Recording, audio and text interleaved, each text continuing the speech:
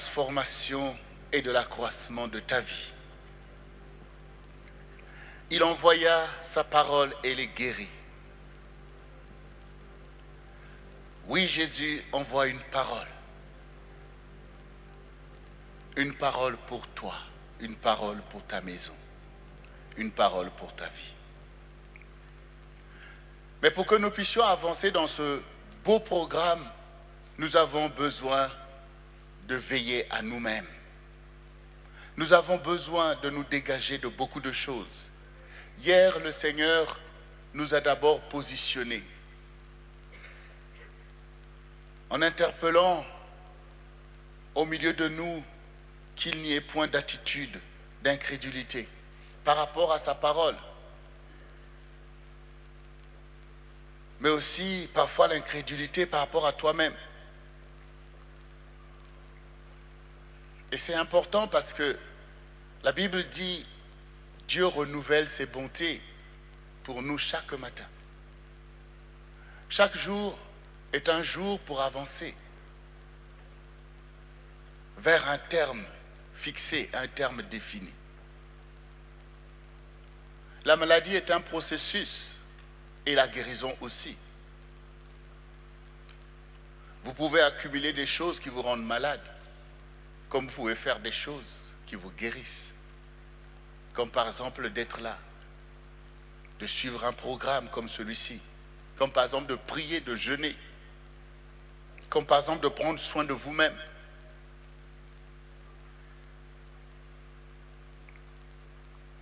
Nous avons toujours besoin de faire attention à notre attitude. Et c'est pour ça que ce soir, nous allons encore prendre un passage qui montre que nous les croyants, nous avons besoin d'être réglés par le Seigneur. Nous avons besoin effectivement d'être guéris de beaucoup de choses qui peuvent nous paraître anodines, mais qui peuvent nous empêcher de rentrer dans de grandes choses. Dans le livre de Luc 4,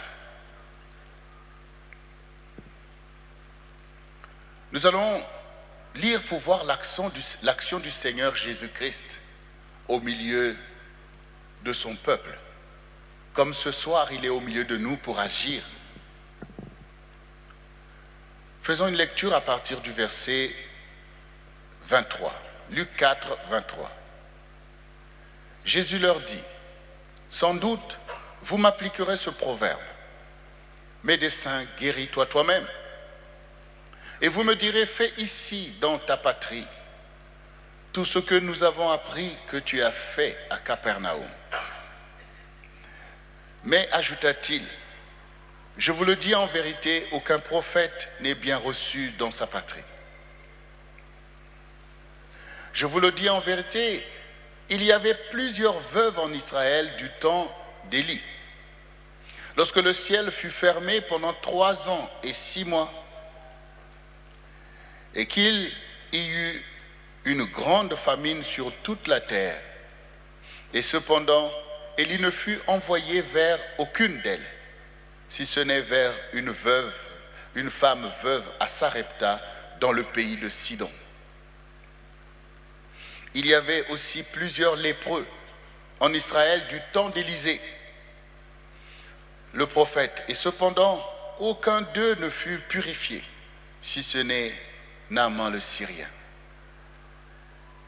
Ils furent tous remplis de colère dans la synagogue lorsqu'ils entendirent ces choses.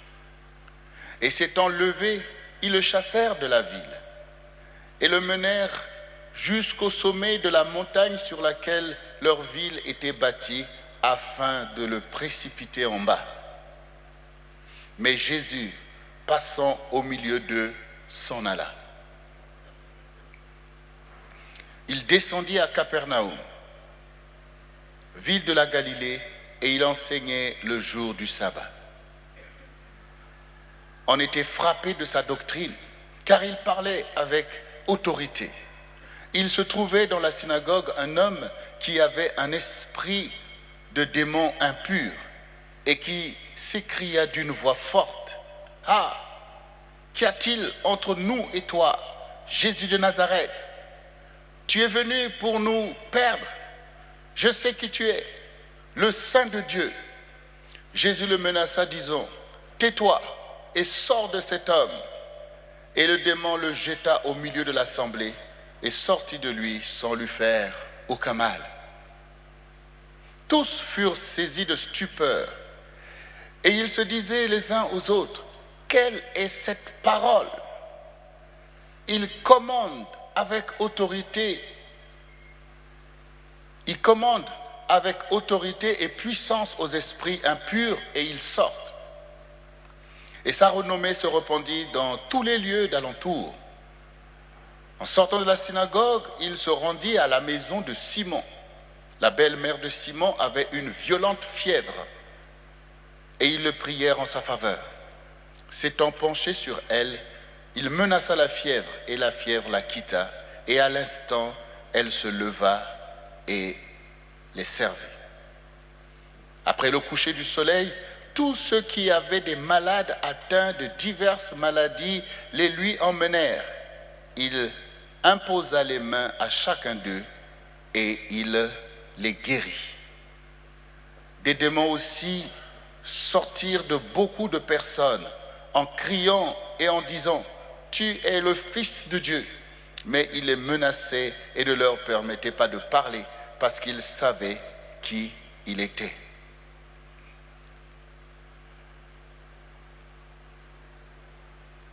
Amen. Voici donc cette lecture qui va nous aider à rentrer dans notre programme ce soir avec le Seigneur. Premièrement, toujours notre attitude est interpellée par le Seigneur. Voici donc des personnes qui ont besoin de Jésus, qui ont besoin d'être guéries, mais dont l'attitude ne permet pas d'accéder à des choses. Tout simplement parce qu'ils étaient dans une attitude, oui, on le connaît, c'est le fils du charpentier, on a entendu des choses, mais voilà, ils étaient là dans une certaine méfiance, dans une attitude qui n'était pas à la gloire de Dieu. Et le Seigneur ici, comme nous l'avons vu hier, que le Seigneur était touché par l'attitude du centenier, qui était un étranger, mais qui avait une grande foi en Jésus-Christ, dont il avait entendu parler ou vu les œuvres, et le Seigneur a encouragé cette foi. Et hier, nous-mêmes avons été fortifiés, nous aussi, à libérer une grande foi dans le Seigneur, reconnaître son autorité, sa majesté, et savoir que le Seigneur a autorité sur toutes choses. Le Seigneur, encore une fois, nous interpelle ce soir de ne pas ressembler à ces croyants.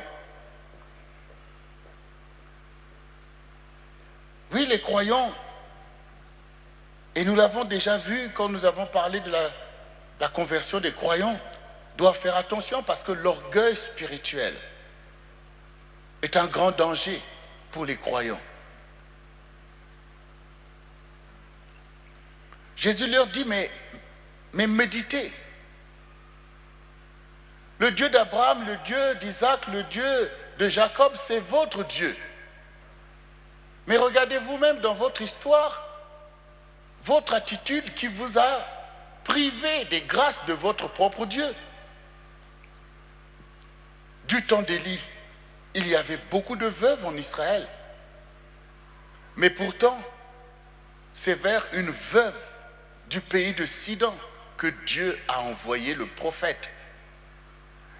Et cette veuve, comme nous le savons, il lui restait un peu de farine pour faire un dernier gâteau et manger et mourir comme tout le monde.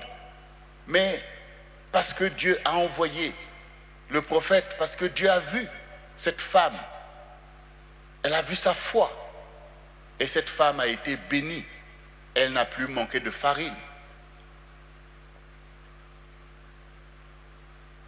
Comment se fait-il que vous-même, vous ne bénéficiez pas des grâces de votre Dieu? C'est qu'il y a un problème. Votre attitude, l'orgueil spirituel peut nous égarer. La banalisation des choses de Dieu, au point de ne plus voir la puissance, la gloire de Dieu au travers de ces choses, au point de ne plus avoir soif des choses.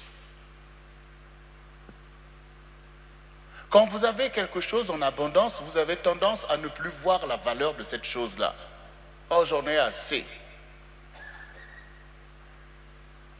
Mais le jour que vous en serez privé, là vous allez commencer à rechercher la chose. Oui, la bonté de Dieu, la miséricorde de Dieu, le fait que Dieu campe autour de toi, le fait que le Seigneur est toujours en train d'intervenir dans tes affaires, ne doit pas t'emmener à banaliser la grâce.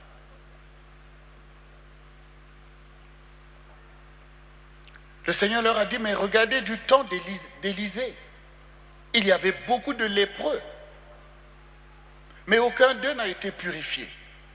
Mais un étranger a été purifié. Naaman, qui est venu de la Syrie, lui, il a été purifié. Parce que lui aussi, à un moment donné, a voulu s'enorgueillir, mais il y a eu un serviteur qui l'a dit, ah maître, s'il t'avait demandé quelque chose de compliqué, tu allais le faire. Il t'a dit d'aller te jeter 7 fois dans le Jourdain, vas-y. Et cette parole, cet encouragement a sauvé Naaman.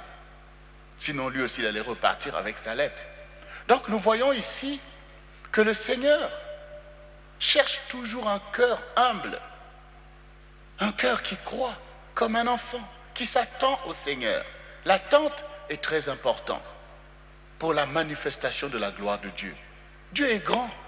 Il n'y a rien dans notre vie qui peut se comparer à Dieu. Mais Dieu est compatissant.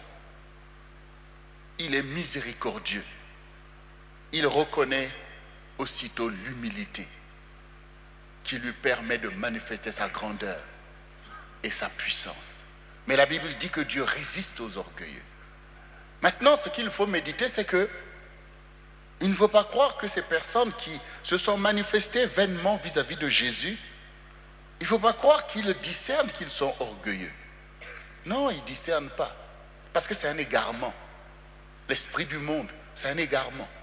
Les forteresses de raisonnement, la mentalité, toutes ces choses peuvent vous retenir en captivité. Et vous avez besoin que le Seigneur vous fasse grâce d'être délivré de tous ces comportements qui peuvent vous mettre à côté des bontés du Seigneur. Alors ils ont voulu précipiter Jésus, voilà, alors qu'ils ont besoin de lui. Ils ont voulu lui précipiter, lui faire du mal. Alors Jésus s'en est allé. Jésus s'en est allé. Mais il n'est pas allé loin que ce qu'il a, les gens en ont eu besoin. Donc, il est allé dans la maison de Simon, de son disciple, et arrivé là-bas, la belle-mère de Simon, la belle-mère de Pierre, était malade. Elle avait une violente fièvre, au point où elle était clouée là sur son lit. Vous imaginez, c'est pas comme aujourd'hui, où voilà, on a la grippe, on a ceci, on se repose, mais là-bas, vous imaginez une femme, une belle-mère, donc une femme, ce sont des personnes qui vivent il faut aller cultiver la terre, il faut faire telle chose, donc voilà, c'est comme ça que l'on vit. Donc une femme comme ça, qui est là, alitée, c'est donc quelque chose qui était grave. Mais quand Jésus est arrivé, il a vu cette femme, il a menacé la fièvre, et la fièvre a disparu. Et cette femme s'est levée et a commencé à les servir. Alors on a couru pour dire, ah, il a fait telle chose, Jésus est là, et tout ça. Et le soir, on a emmené plein de malades. Et il a commencé à les guérir. Commencé à chasser les esprits impurs. Parce que ça aussi, c'est la guérison. Regardez vous-même, les démons sont déjà en train de s'agiter. Qu'y a-t-il entre nous et toi? Tu viens pour nous perdre? Oui. Jésus est venu pour les perdre, tous, pour les chasser. Parce qu'il est venu pour te guérir. Tous ces esprits mettent des oppressions. Ils rendent ton esprit malade. Ils mettent ton âme en confusion et ils mettent l'oppression sur ton corps. Souvenez-vous du démoniaque de Gadara. Quand Jésus a chassé ces démons qui sont allés, il les a dit d'aller dans les pourceaux, même les pourceaux se sont précipités, se sont jetés dans la mer.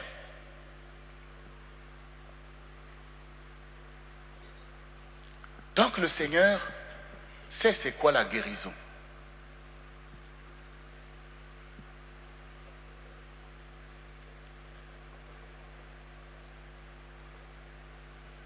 Tous les malades étaient guéris.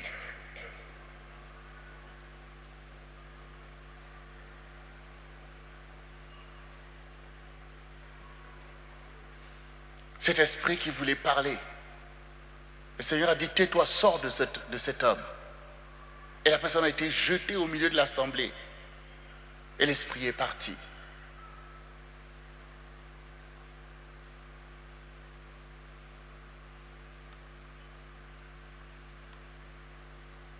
C'est très important que toi qui veux ta guérison, que tu ne sois pas comme ces gens-là. Des gens incrédules, orgueilleux, parce que ça va aussitôt te bloquer.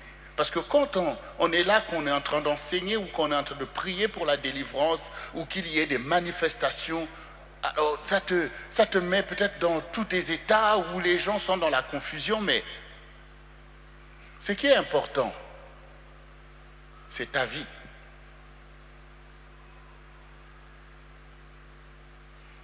Ce qui est important, c'est ta vie. Regardez, si ces personnes-là qui ont chassé Jésus, qui ont voulu le précipiter, si ces gens-là étaient saints, est-ce qu'ils auraient agi comme ça? Est-ce qu'ils auraient, s'ils étaient remplis de l'Esprit de Dieu, est-ce qu'ils auraient agi comme ça? Donc on voit eux-mêmes qu'ils sont oppressés. Ils ont besoin de délivrance. Parce que ce n'est pas par l'Esprit de Dieu qu'ils ont agi ainsi. Parce que l'Esprit de Dieu se reconnaît lui-même. Voilà.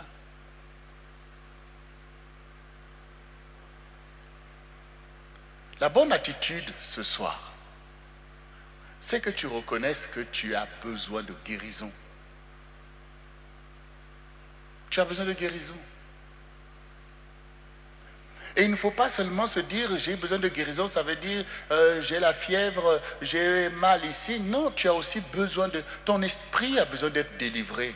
Des influences que tu vis, tu as toujours vu, tu aimes le Seigneur, mais parfois tu vois que tu es emmené dans des choses qui n'ont rien à voir avec le chemin de Dieu que tu veux suivre. Parfois tu vois que tu n'arrives pas à prier, tu n'arrives pas à jeûner. Tout ce sont des oppressions. Ce sont des oppressions. Cette personne a été guérie. Bien sûr, l'esprit s'est manifesté. L'esprit s'est manifesté, l'a jeté par terre et l'esprit est parti. Et cette personne a été guérie.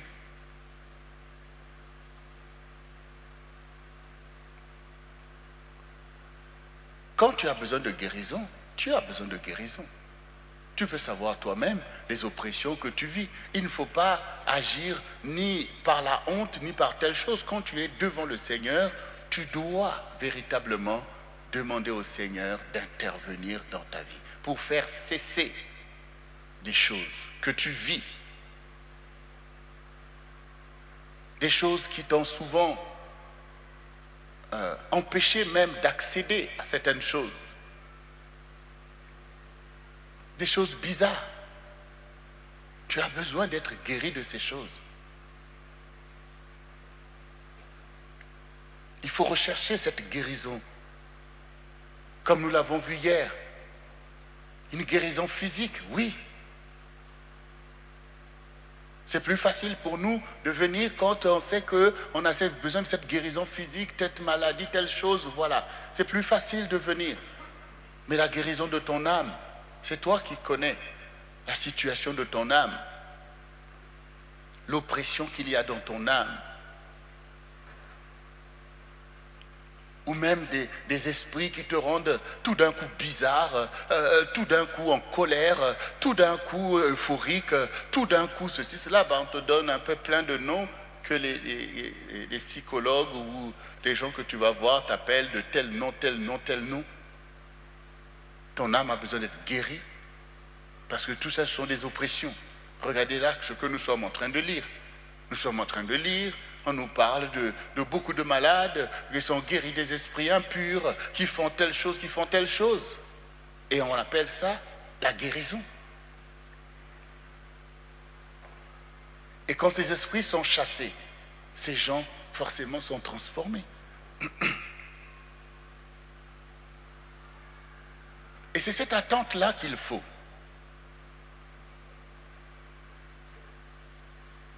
Il y a celui qu'on appelait aussi le démoniaque de Gadara. L'oppression démoniaque était telle que cette personne-là habitait maintenant dans les sépulcres. Parce qu'elle avait perdu la lucidité. Mais malgré l'oppression de ces esprits,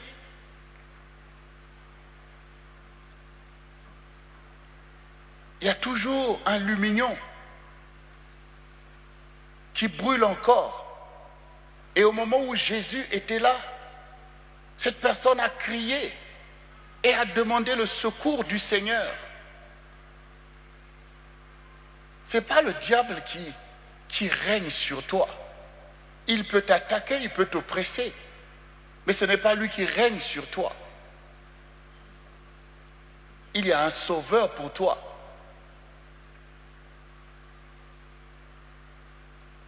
Et cette personne a crié. Et Jésus l'a délivré de tous les esprits qui se nommaient même légions, tellement qu'ils étaient nombreux pour oppresser cette personne. Et cette personne a été guérie. Elle s'est retrouvée dans son bon sens et a dit à Jésus, je veux te suivre. Et Jésus lui a dit, rentre chez toi et dis ce que le Seigneur a fait pour toi. Cette personne a été guérie.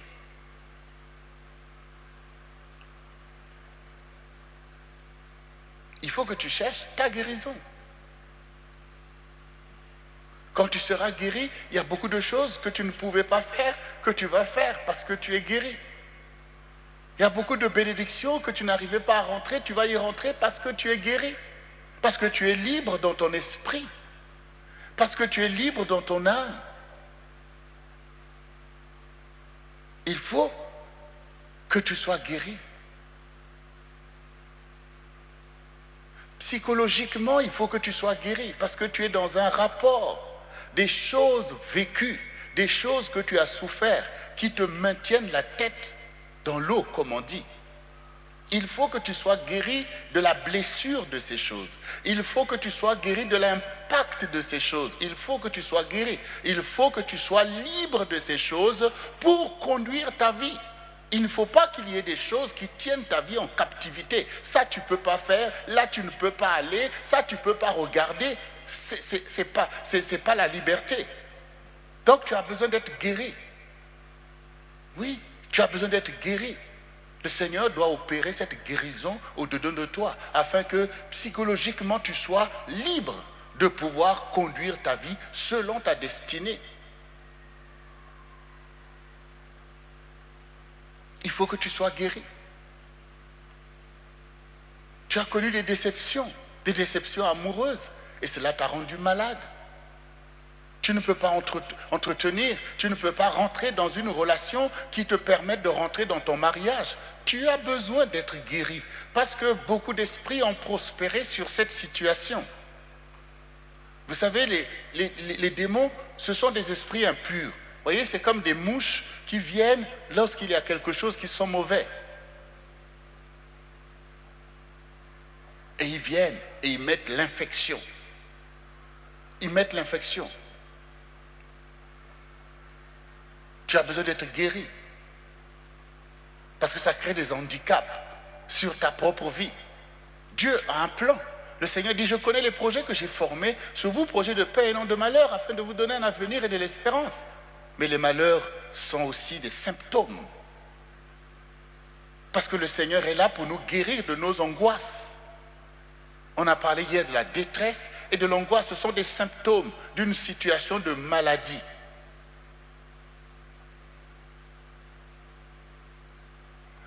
Il faut d'abord que notre attitude soit compatible avec la guérison que nous recherchons. Vous ne pouvez pas venir devant votre médecin, commencer à prendre des attitudes. Non, vous savez qu'il est là pour vous aider. Voilà. Vous devez avoir confiance. Il faut avoir confiance dans le Seigneur. Maintenant aussi, c'est vrai que, comme le Seigneur dit, il faut être attentif dans ces choses. Comme nous le voyons, des gens qui ont obtenu cette guérison, le centenier, il a été attentif, il a regardé, il a su quoi dire au Seigneur pour déclencher cette guérison. La femme syrophénicienne qui a su dire que, mais oui, les petits chiens mangent ce qui tombe de la table des enfants. Donc on voit comment ils sont attentifs pour aller chercher véritablement cette clé qui libère la grâce. Toi aussi, tu dois être attentif. Tu ne dois pas être distrait. Tu dois savoir que la parole qui est envoyée, elle tombe sur différentes terres. Si elle tombe sur une bonne terre, elle va porter 30, 60, 100. Si elle tombe sur une mauvaise terre, la parole peut être étouffée. Donc, ce qui est important, c'est ton attitude. Cette parabole est donnée pour que chacun de nous comprenne que c'est votre attitude qui va soit vous permettre de porter du fruit, ou alors qui va vous empêcher de porter du fruit. Parce que c'est spirituel. C'est spirituel. L'esprit, c'est la vérité. C'est pour ça que même dans l'adoration, le Seigneur dit, mais c'est ceux qui adorent en esprit et en vérité. En esprit et en vérité. Quand tu es là devant le Seigneur, tu es là dans l'église, est-ce que tu sais que tu as un esprit devant Dieu? Et que tout est spirituel? Et que ta vie est basée sur la foi? Ta vie est basée sur la foi. Et que la foi, c'est quelque chose qu'on oriente, qu'on projette. Quand tu écoutes quelqu'un qui est en train de te mentir, rapidement tu vas savoir qu'il te ment. Aussitôt, il y aura une position au-dedans de toi où tu refuses de croire ce qu'il te dit, parce que tu as discerné que c'est du mensonge. Tu ne veux pas te laisser avoir par ça. Tu vas aussitôt avoir une attitude qui fait que les choses que la personne te dit ne vont pas t'impacter. Et quand il a fini son discours, tu dis non. Donc, voyez bien comment l'esprit se positionne. Ça t'a sauvé puisque tu allais tomber dans un piège, dans une séduction. Donc, tu as su positionner ton esprit pour fermer l'accès à la puissance de sa séduction. Maintenant, quand tu écoutes la parole de Dieu, en qui tu dois croire de tout ton cœur, fais attention à ton attitude de se dire oui, mais commencer à... Tu peux rater quelque chose. Tu peux rater quelque chose. Le Seigneur dit que ton oui soit oui, que ton non soit non. C'est qu'il faut savoir effectivement fermer l'accès à l'ennemi. Mais il faut savoir ouvrir son cœur au Seigneur pour que le Seigneur puisse opérer. Pour que la parole que tu entends ce soir te soit adressée à toi. C'est à toi que je parle, de la part du Seigneur. C'est de toi qu'il s'agit. Il faut que tu ouvres ton cœur à ta guérison. Nous avons entendu, ces gens ont dit, mais c'est quoi cette parole? Parce qu'ils étaient étonnés, parce qu'ils voyaient que cette parole, même les démons obéissent. Il dit, mais c'est quoi cette parole? Ça veut dire qu'ils ont l'habitude d'entendre des discours, des prêches ou je ne sais pas quoi. Mais là, ils ont réalisé que non, ça c'est une parole. Oui, il envoya sa parole et les guérit. Ce soir, le Seigneur parle de te guérir, de te délivrer, de te libérer.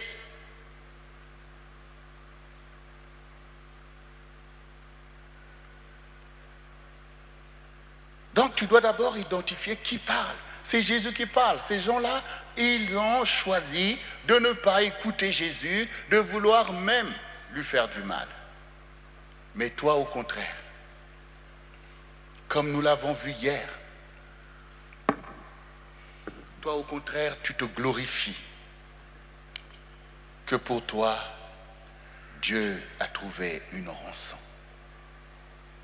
Méprisé, abandonné des hommes, homme de douleur, et habitué à la souffrance, semblable à celui dont on détourne le visage. Nous l'avons dédaigné, nous n'avons fait de lui aucun cas. Cependant, ce sont nos souffrances qu'il a portées, c'est de nos douleurs qu'il s'est chargé. Et nous l'avons considéré comme puni, frappé de Dieu et humilié. Il a été blessé pour nos péchés, brisé pour nos iniquités. Le châtiment qui nous donne la paix est tombé sur lui. Et c'est par ses meurtrissures que nous sommes guéris. C'est ça ta confession. Donc à partir de là, comme nous l'avons dit hier, aucun péché ne peut dominer sur toi. Aucune maladie ne peut dominer sur toi. C'est cette foi que tu dois avoir. C'est cette foi que tu dois avoir. Et il faut croire.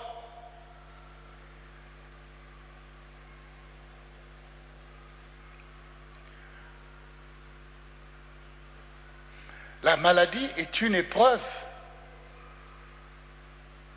Et la guérison aussi.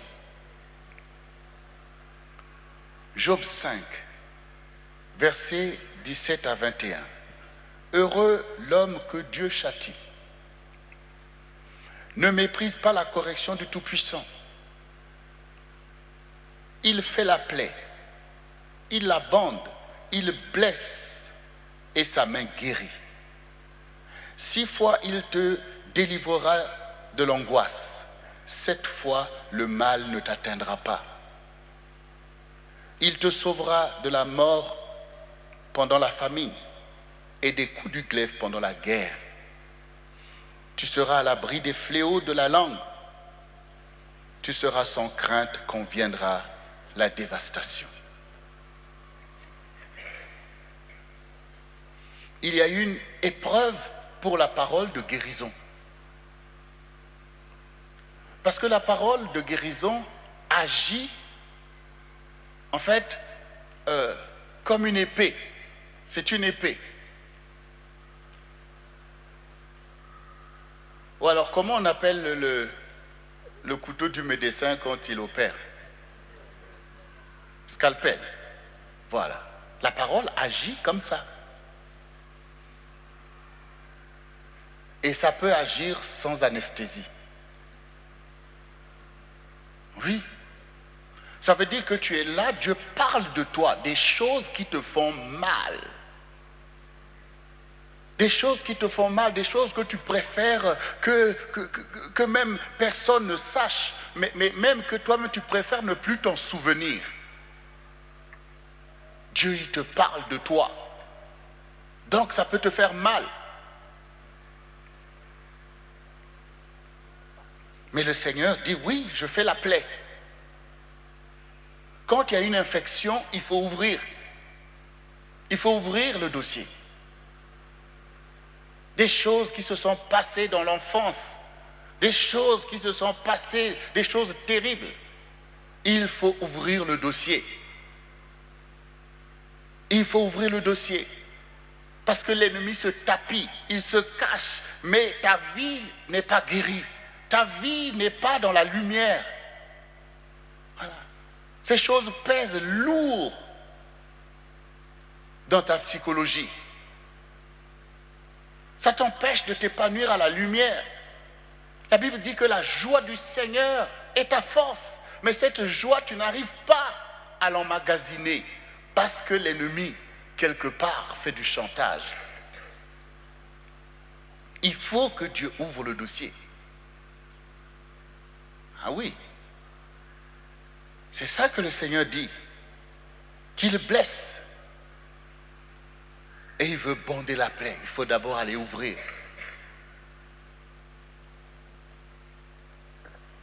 Les pharisiens sont venus voir Jésus. On dit, mais pourquoi tes disciples ne respectent pas la tradition?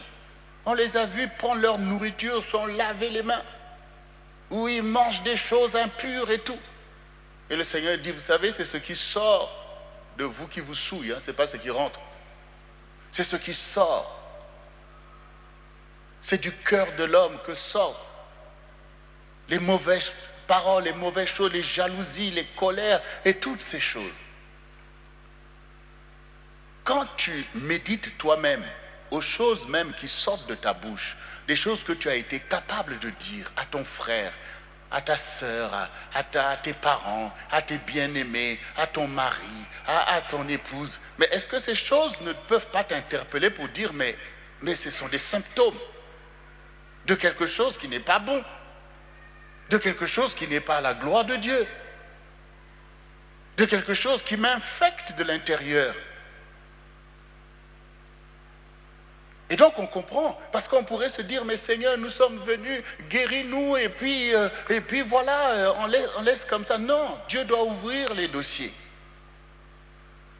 Parce que de la même manière que nous savons tous que ta guérison, tu dois rentrer dedans, tu dois gérer ta guérison.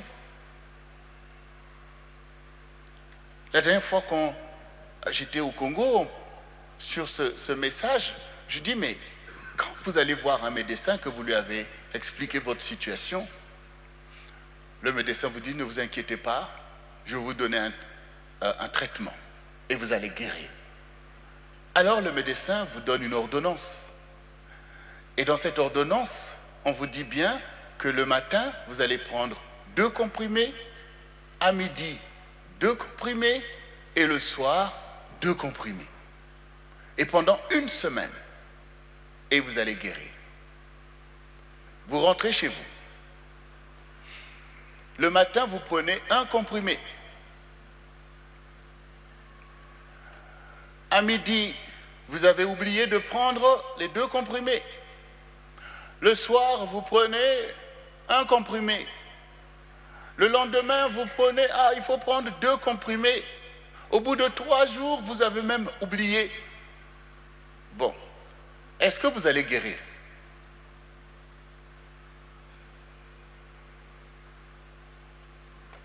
Vous n'allez pas guérir parce que vous n'avez pas fait ce qu'on vous a dit de faire. Ou alors vous l'avez fait négligemment. Eh bien, c'est souvent ce qui se passe avec la parole de Dieu. Quand le Seigneur vous apporte une révélation, un enseignement ou une prophétie, là aussitôt, vous êtes chaud. Dieu m'a parlé, Dieu m'a montré, je dois faire ceci, j'ai compris comment je dois réussir, comment je dois faire. Là, vous êtes chaud, mais au bout de quelque temps, vous avez oublié que c'était tout un programme, que c'était toute une vie qu'il faut changer. Donc après, on est déçu. Il nous faut plus de culture de la mise en pratique de la parole du Seigneur. Il nous faut plus de discipline. Il nous faut plus de poursuite de la bénédiction du Seigneur. Chaque jour, Dieu te montre ce que tu dois faire pour t'en sortir. Chaque jour, Dieu te montre ce que tu dois faire pour être délivré. Il faut poursuivre ta guérison. Il faut poursuivre ta guérison. Il faut être appliqué. Pourquoi? Parce qu'au quotidien, le diable fait tout pour nous distraire, pour te distraire, pour charger ta vie des choses futiles, pour que tu abandonnes les choses essentielles.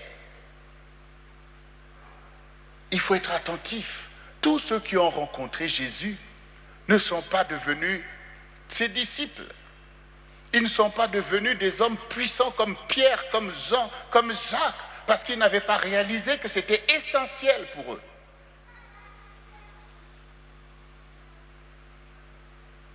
Il faut que la parole de Dieu devienne essentielle dans ta vie. Parce que tu as compris qu'en fait, c'est Dieu qui guérit.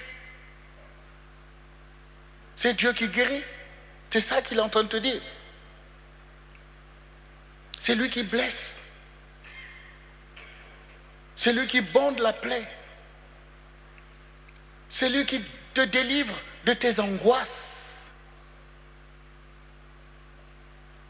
L'oppression de l'esprit du monde produit chez toi des angoisses. Regardez quand le Seigneur dit de ne pas vous inquiéter de ce dont vous allez manger demain, de quoi vous serez vêtus, de toutes ces choses. C'est pour nous délivrer en fait de l'oppression de l'esprit du monde, qui est un esprit d'incrédulité. C'est-à-dire que qui ne croit pas dans la provision divine. Donc, qui veut maintenant nous oppresser au point de nous rendre esclaves, en fait, du système. Mais quand le Seigneur te dit, ne t'inquiète pas du lendemain, c'est qu'il veut que tu sois en paix. Ton âme a besoin de la paix. Et les inquiétudes, est-ce que les inquiétudes règlent le problème? Non. Dieu te donne au contraire l'intelligence de savoir faire. Ne pas s'inquiéter ne veut pas dire être dans l'inconscience ou la paresse. Ça n'a rien à voir. Ça n'a rien à voir. Quand tu sais que demain tu vas faire telle chose, raison de plus pour que là tu dormes, que tu te reposes. Parce que demain tu vas faire telle chose. Pourquoi maintenant toute la nuit, je dois faire ceci, quand tu vas t'inquiéter comme ça va te rendre malade déjà.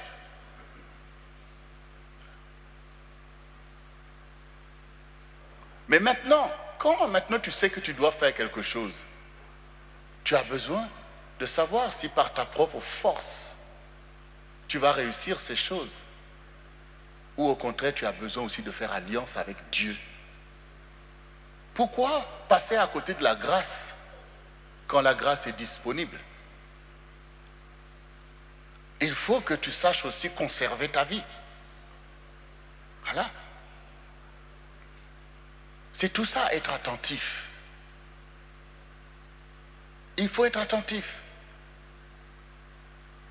Regardez les choses que Dieu nous demande. On est là pour servir le Seigneur. On est là pour faire des choses. On est là pour aller au secours, même des gens qui sont malades.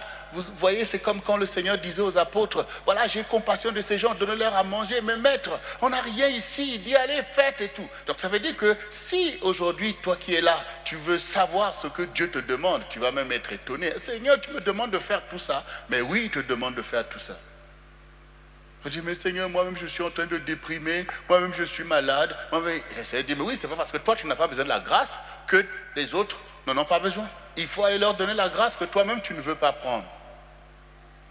Parfois quand vous voyez les programmes, quand on se demande, mais comment on peut tenir dans ces programmes?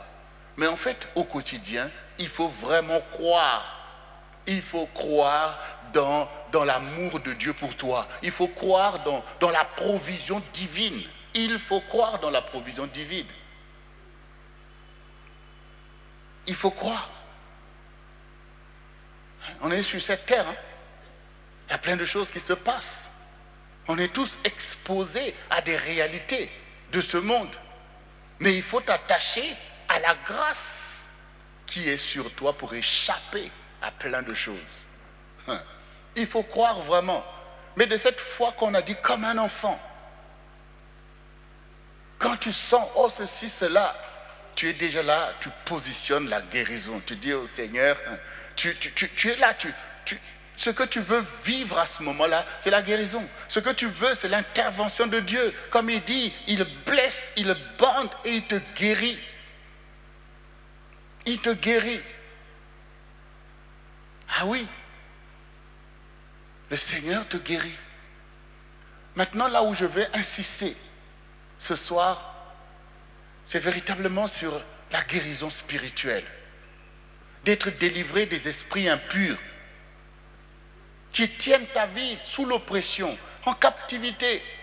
Tu vois que des choses que tu sais toi-même que ces choses devaient être dans ta vie, tu vois que tu es loin de ça, tu es comme dans un désert. Tu es comme dans quelque chose que tu vois que ce n'est pas normal. C'est pas normal. Tu n'arrives pas à avancer dans ta vie selon la parole. Tu n'arrives pas. On voit tout le travail que le diable a fait pour anéantir la bénédiction de Dieu au milieu de son peuple, comme le mariage et tout. Mais quand vous réfléchissez, en fait, aux conséquences d'une telle situation, c'est-à-dire qu'on se retrouve au milieu d'une génération où le mariage devient un problème. Mais on voit maintenant les conséquences dans la société, on voit la calamité, on voit en fait la réalité de ce qui se passe, l'impudicité et toutes ces choses. Donc du coup, on voit le rapport. On voit le rapport en fait.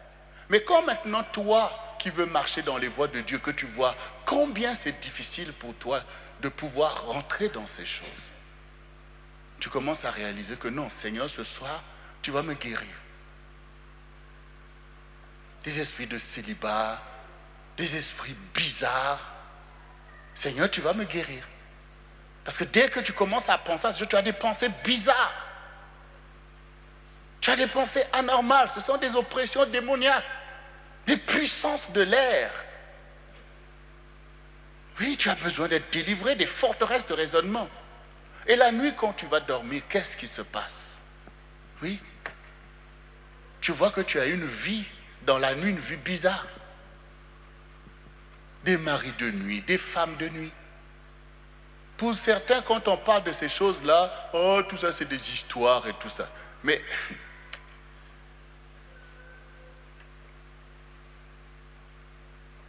quand tu dors, tu vois que tu as des rapports sexuels. Et tu vois qu'il y a des orgasmes. Donc tu vois toi-même. C'est un phénomène spirituel qui a un impact physique. Et ce n'est pas bon. D'ailleurs, quand tu sors de là, tu vois que tu es souillé. Tu vois que tu n'es pas en forme. Voilà. Ce sont des oppressions, tout ça. Ce sont des oppressions. Tu as besoin d'être guéri de ça. Tu as besoin d'être délivré. Quand tu vois ces choses, fais un jeûne, fais quelque chose. Oui. Pendant que toi, tu es là en train d'écouter la parole de Dieu, d'autres, ils sont dans des cimetières, ils sont dans des lieux obscurs, en train d'aller apprendre à faire de la sorcellerie, à visiter des femmes, à faire des choses bizarres dans la nuit. Voilà. Oh, des voyages astrales, des voyages pour aller où? Non, mais il faut réaliser. Il faut réaliser ces choses. Ça t'enseigne des choses impures, tout ça pour souiller, pour t'empêcher d'avancer. Tu peux quand même voir que tu as du mal à avancer avec ton Dieu. Tu as du mal à rentrer dans les choses et pourtant tu sais que tu es volontaire. Mais tu sens cette lourdeur, tu sens ces oppressions, tu le sens.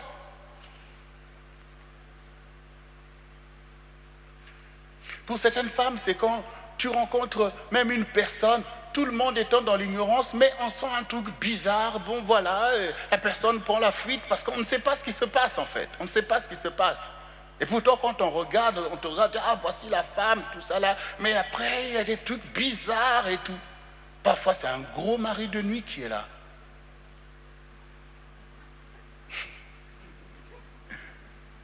Oui, il faut être guéri. En fait, il faut le réaliser parce que quand vous ne le réalisez pas, ces choses sont cachées en fait, comme dans votre ignorance. Mais quand vous le savez, maintenant vous savez que vous êtes malade. Et vous allez agir comme quelqu'un qui sait qui est malade et qui va voir un spécialiste. Il suffit de prendre conscience en fait que non, ce n'est pas normal pour que Dieu commence à te délivrer de ça. C'est démoniaque. Maintenant, si vous voulez être des chrétiens, que bon, on ne connaît pas les réalités spirituelles, on est là, tout ça, ben, voilà, ça aussi c'est un choix, hein, parce que la parole est quand même là. Ça aussi c'est un choix. Quand tu sens une oppression, tu le sens. Quand tu vois des choses que tu vois toi-même, que non, là, il y a quelque chose qui... Il faut être conscient, on a besoin d'être enseigné. On a besoin d'être enseigné de toutes ces choses et de réaliser que non. Spirituellement, les gens sont actifs. Même s'ils ne viennent pas à l'église, mais ils sont actifs. Ils apprennent des trucs bizarres et ils sont à longueur de journée dans ça. Et parfois même, là, il te regarde, il rigole. Parce qu'il sait lui-même, le soir, ce qu'il fait pour oppresser ta vie. Et ces choses atteignent en fait une ampleur. Quand vous êtes là, comme je disais hier, vous gérez peut-être vos réalités. Mais quand maintenant Dieu vous met au service des autres, c'est là que vous allez vous dire, mais attendez, ces choses sont des fléaux. Ce sont des fléaux, comment le diable peut miner la vie des gens.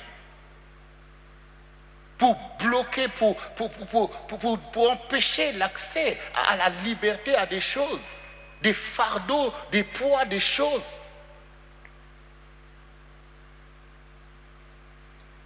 Mais est-ce que nous pouvons être suffisamment clairvoyants, suffisamment libres pour pouvoir maintenant dénoncer des choses de l'ennemi, remettre à Satan ses affaires et véritablement rentrer dans cette liberté où tu t'occupes de ta vie. Tu veux rentrer toi dans ta guérison, dans ta délivrance et que tu veux être dans la lumière comme le Seigneur dit ce que les autres disent dans les ténèbres, vous dites-le sur les toits. Est-ce que nous pouvons avoir cette attitude de liberté pour dire Seigneur, là j'ai besoin de telle chose. Vous savez, quand nous sommes ici, nous prenons des rendez-vous, mais nous formons aussi des serviteurs qui sont là. Est-ce que vous pouvez comprendre que pour que vous puissiez avancer, pour ne pas périr au milieu de ces oppressions, vous avez besoin d'avancer. Le Seigneur dit confessez-vous les péchés les uns aux les autres, dites les choses. Est-ce que vous pouvez aujourd'hui comprendre que ma guérison est attachée à ces choses et qu'il faut sortir des choses qui sont venues. Ces choses te dépassent. Ce n'est pas toi qui as inventé ces choses. C'est pas tu les subis. Des esprits, il faut les dévoiler. Il faut les dénoncer. Parce que des fois, vous êtes solidaire avec des esprits qui peuvent vous manipuler vous-même. Tu ne sais pas pourquoi tu es toujours en train de dire des méchancetés aux gens. Et pourtant, tu es un chrétien. Mais tu ne vois pas que non, ces choses-là, ce n'est pas moi. Ce n'est pas moi, c'est un esprit qui est rentré dans ma vie et qui utilise ces choses pour continuer en fait à s'enraciner sur le territoire. Tu ne te poses pas des questions pour dire, mais attends, comment je peux sortir des paroles comme ça, que c'est une oppression? Il faut faire attention. Nous ne sommes pas là pour communier avec des esprits impurs. C'est-à-dire qu'on ne travaille pas avec ces esprits-là. Mais au contraire, on renonce à ces esprits. On chasse ces esprits. Mais nous sommes là pour travailler avec l'Esprit de Dieu. Nous sommes là pour communier avec le Saint-Esprit. C'est-à-dire, c'est quoi communier avec le Saint-Esprit? Ça veut dire que le Saint-Esprit parle au travers de toi. Agit au travers de toi. C'est-à-dire que les sentiments qui étaient en Jésus, tu acceptes de les manifester. C'est-à-dire que la parole devient chère. Pourquoi? Parce que par la force du Saint-Esprit, tu fais selon la parole. C'est-à-dire que tu résistes à Satan.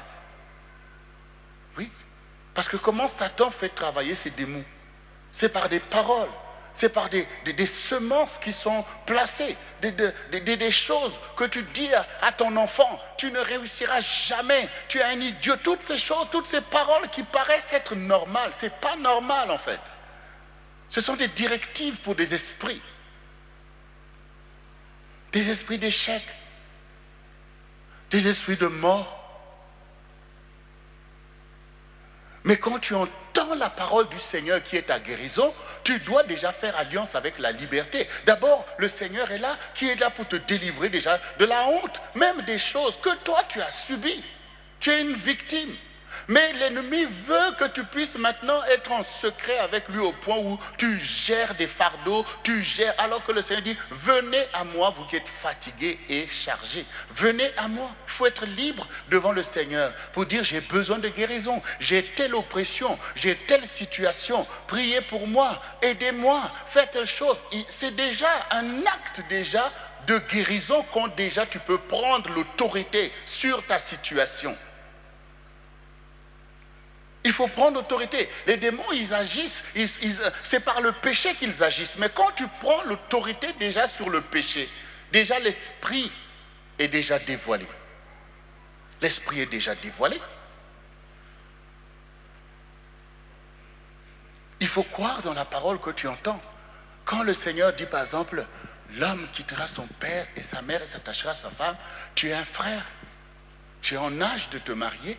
Si tu trouves que cette parole te paraît bizarre, donc il y a un problème. Parce que tu es supposé marcher dans les voies du Seigneur. Et qu'il n'y a rien de plus vrai que la parole du Seigneur. C'est par elle que toute l'humanité devait marcher.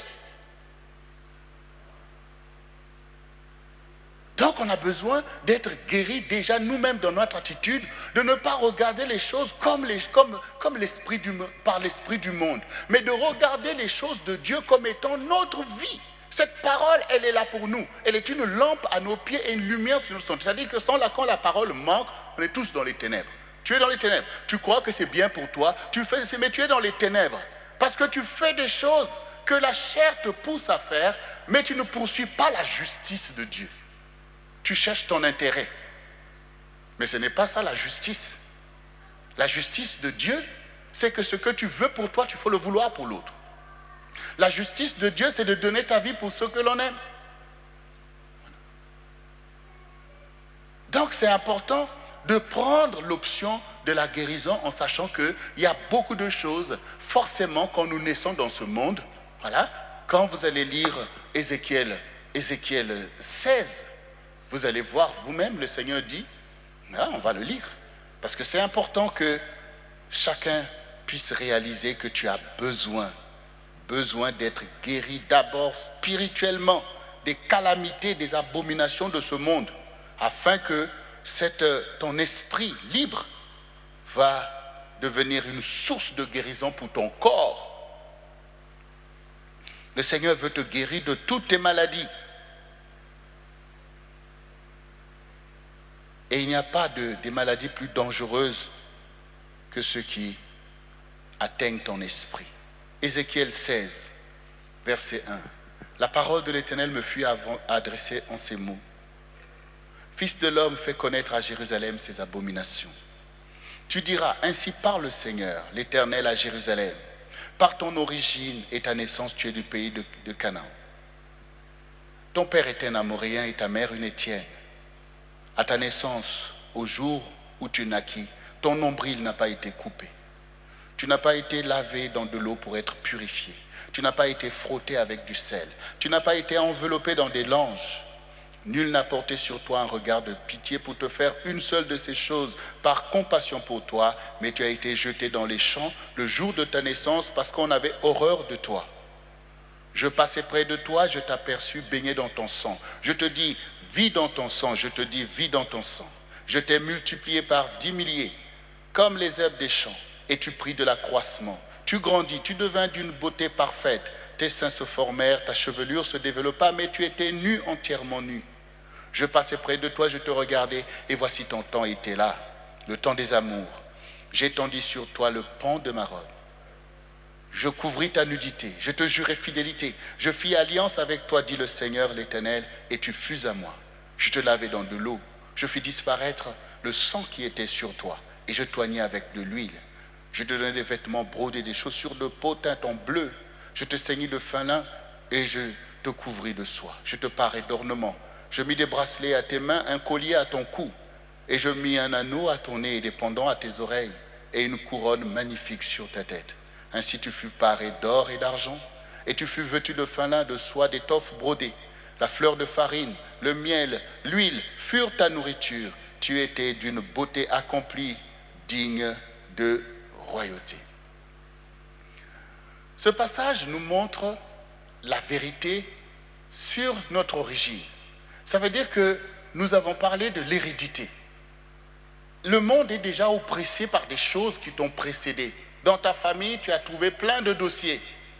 Des maladies, des oppressions, des pactes, des envoûtements, du mensonge, de ceci, de plein de choses que tu as trouvées. Donc tu es déjà comme jeté dans les champs. Il n'y a personne qui est délivré de naissance. Même si ton père est un pasteur et ta mère une diaconesse. L'esprit du monde t'accueille. Tu vas passer par des mensonges, par tout un tas de choses. Et il n'y a personne qui fait quoi que ce soit, ni ton père, ni qui que ce soit. Personne n'est là pour pouvoir te sauver de l'étau de l'esprit du monde. Toi aussi, tu es jeté dans les champs, comme tes parents avant toi. Débrouille-toi. Et très tôt, boum, tu es confronté aux calamités de ce monde. Tu es un enfant, tu commences à subir des choses, des jeunes filles, attouchements, viol, inceste, tout ça déjà pour détraquer ta vie. Détraquer ta vie, la violence, le mensonge, les idéologies de ce monde. Le diable profite de tout ça. Ce qu'il veut, c'est de te détruire. Et pendant ce temps, tu n'as pas la connaissance de Dieu. Tu es comme livré. Mais le Seigneur dit, je t'aperçus baigné dans ton sang. C'est-à-dire, je te vois dans ta condition. Je te vois déjà.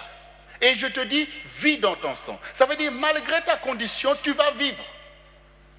Malgré ta condition, Dieu ne permet pas à ton ennemi qui prend avantage de t'anéantir. Mais le Seigneur est en train d'attendre le temps où tu vas avoir la maturité pour faire alliance avec lui. Et quand il voit que le temps des amours est arrivé, qu'il voit que maintenant Gabriel peut entendre ma voix, qu'il voit que maintenant Joséphine peut entendre ma voix. Je prends des beaux prénoms exprès pour que le Seigneur voit que maintenant il peut entendre ma voix. Et je vais maintenant lui révéler sa vraie identité. Alors le Seigneur dit, j'ai étendu les ponts de ma robe sur toi. C'est-à-dire qu'au moment où maintenant tu es comme une jeune femme, maintenant on peut te parler d'amour parce que tu n'es plus un enfant. Alors le Seigneur commence à te dire, oui, je t'aime, tu es mon enfant, je t'ai telle chose. Et le Seigneur commence à envoyer le Saint-Esprit pour commencer à te couvrir ta nudité. Et il veut faire alliance avec toi pour commencer le travail de délivrance. Je lavais le sang qui était sur toi. Le Seigneur enlève ta condition. Il enlève cette condition dans laquelle ta famille est plongée depuis des générations. Dieu enlève cette condition. Et il fait alliance avec toi. Il commence à t'oindre d'huile. Et il te donne des vêtements brodés, des chaussures de peau teinte au bleu. C'est-à-dire selon tout ce qu'en Israël on pouvait considérer comme quelque chose de magnifique. Donc, personne ne doit venir devant le Seigneur en se disant, oh, moi j'ai un statut. Il faut être humble. Il faut dire, Seigneur, purifie-moi. Purifiez-moi de toutes les choses qui sont dans ma famille. Chacun dans sa famille. Vous voyez vous-même les travers qu'il y a dans votre famille. Certains, c'est le mensonge. D'autres, c'est la séduction. Certains, c'est l'orgueil. Parfois, certains, c'est la violence. Seigneur, purifie-moi. Ça, c'est la vie des Amoréens et des Étiennes. Dieu a besoin de vous délivrer des liens ancestraux. C'est-à-dire des réalités que le diable a construites pour tenir culturellement des familles, parfois un peuple. Dieu a besoin de vous délivrer des liens de désobéissance, c'est-à-dire votre propre désobéissance produit aussi la captivité. Et le Seigneur a besoin, au jour de ta maturité, au jour où tu fais le choix de la parole est là pour couper ces liens, pour couper ces oppressions. Tu n'es pas là pour reproduire la vie de tes ancêtres, la vie de tes parents. Tu n'es pas là pour reproduire les esprits de célibat, les esprits de ceci, les esprits d'adultère, les esprits de ceci. Tu n'es pas là pour reproduire ces choses. Tu es là pour faire alliance avec celui qui a donné sa vie à la croix pour tes péchés. Voilà, tu dois véritablement comprendre l'importance de faire alliance avec Jésus. Que la vie de Jésus te serve de caution. C'est ça qui est important. Tu dis à Satan que Satan, tu n'as aucune autorité dans ma vie. Parce que Jésus a payé pour toutes ces choses. Je ne veux pas de toi ni de tes œuvres. Je ne suis pas là pour faire des œuvres mortes. Mais je suis là pour pratiquer les bonnes œuvres que l'Éternel a préparées longtemps d'avance. Afin que je puisse les pratiquer. Mais parce que l'Éternel me guérit. Il me guérit des choses pour lesquelles l'ennemi voulait me priver de vie. Si dans ma famille on ne se marie pas, je ne vois pas ce qui va m'empêcher de me marier. Mais oui, il faut que tu prennes position. Je ne vois pas ce qui va m'empêcher de me marier. Si le diable te dit, oh, tu n'as pas d'argent. Mais comment ça, je n'ai pas d'argent? L'argent appartient à qui? Oui. Et puis si tu dis, oui, parce que je n'ai pas d'argent, oui, tu as des dettes, tu as telle chose. Mais le maire, il te demande combien? Bon, viens voir le pasteur pour dire, pasteur, je suis allé dans telle mairie, on m'a demandé tant pour me marier. Ben, on va te donner. Vous savez pourquoi? Ben, parce qu'il n'y a rien à payer.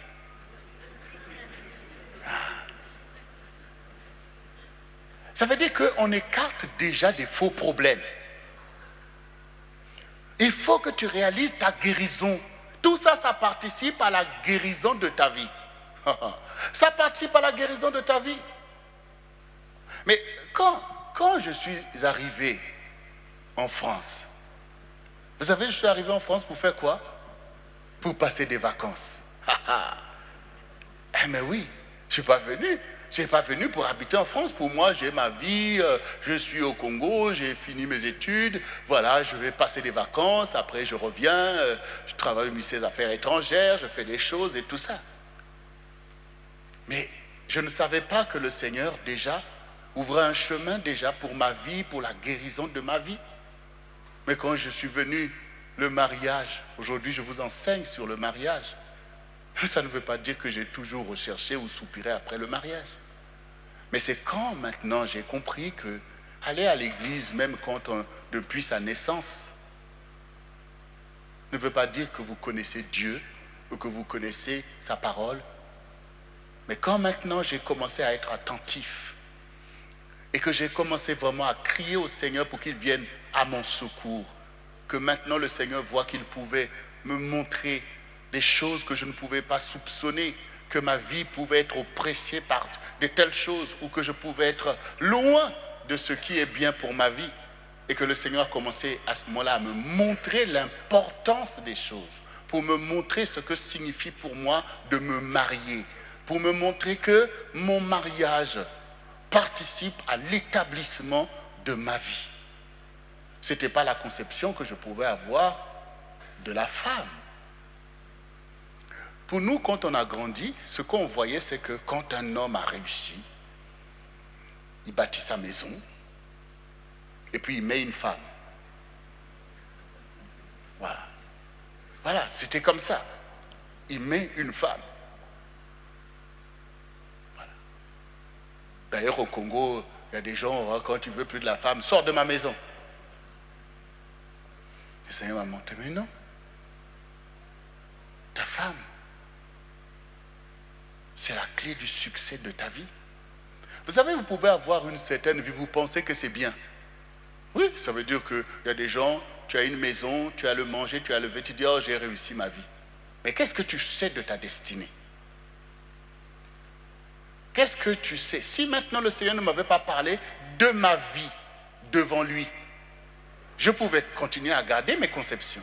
Mais quand maintenant Dieu me dit, je t'appelle à telle chose, telle chose, telle chose, telle chose, là tu dis, ah, là j'ai besoin d'aide. Donc ce qui fait que je ne serai pas ce que je suis aujourd'hui sans la femme de ma vie. C'est-à-dire pasteur Jocelyne Goma. Elle a participé à ma guérison. Elle a participé à ma guérison, à mon émancipation des choses qui pouvaient être des handicaps, des conceptions, des trucs bizarroïdes. Et qu'elle est là pour pouvoir te challenger, pour te montrer que oui, vas-y, monte, avance, Dieu, telle chose. Et qu'effectivement, vous réalisez qu'il y a beaucoup de choses qui participent à votre guérison. Parce que votre guérison doit être conforme à votre destinée. Oui, vous êtes guéri en sachant que vous pouvez faire ce à quoi vous êtes appelé. C'est ça, la vraie guérison. Parce que quand vous ne vous mesurez pas par rapport à votre appel, vous allez seulement vous dire que parce que je me sens physiquement de faire ce que je veux faire, donc je suis guéri. Mais si spirituellement, tu n'arrives pas à faire ce pourquoi Dieu t'a appelé, donc tu es toujours malade, tu es toujours handicapé. Donc Dieu a encore besoin de te guérir pour que tu puisses te lever spirituellement, faire les choses qu'on attend de toi. Peut-être que Dieu t'a choisi pour la guérison des familles, des peuples. Quand le Seigneur a commencé à me parler, montrer des choses, il me dit, l'Éternel a prévu des raccourcis pour aller partout dans le monde. Et je vois des villes qui viennent vers moi. Donc, tout ça, le Seigneur est en train de te montrer que oui, ta vie est utile pour cette génération. Parce que je t'enverrai. Donc, ne reste pas dans ta petite mentalité en train de te créer une vie qui n'a rien à voir avec les choses pour lesquelles Dieu t'a appelé. Et quand maintenant tu vas rentrer dans les choses auxquelles Dieu t'a appelé, tu comprendras que c'est Dieu lui-même qui va établir ta vie. c'est là que tu vas voir que la parole de Dieu a tout son sens. Et que ceci vous serve de signe quand vous voyez maintenant que la parole de Dieu, que ce n'est pas seulement que vous entendez, mais que vous mettez en pratique cette parole, quand les saintes écritures deviennent la base de votre vie. Donc vous savez que Dieu vous a guéri. Donc vous savez que Dieu vous a guéri. Et cette guérison-là, elle est importante. Parce que vous devez faire l'œuvre à laquelle vous avez été appelé. Si Dieu vous guérit, cela doit faire avancer son royaume.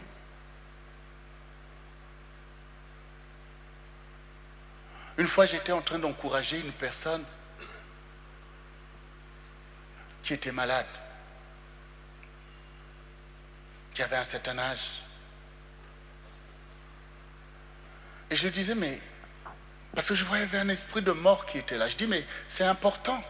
Quand nous prions Dieu pour dire, oui, Seigneur, je veux vivre, mais ça veut dire quoi?